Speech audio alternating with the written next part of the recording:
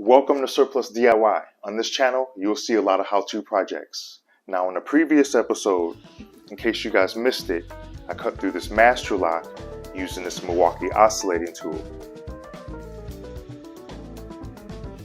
I had this idea to create this art project.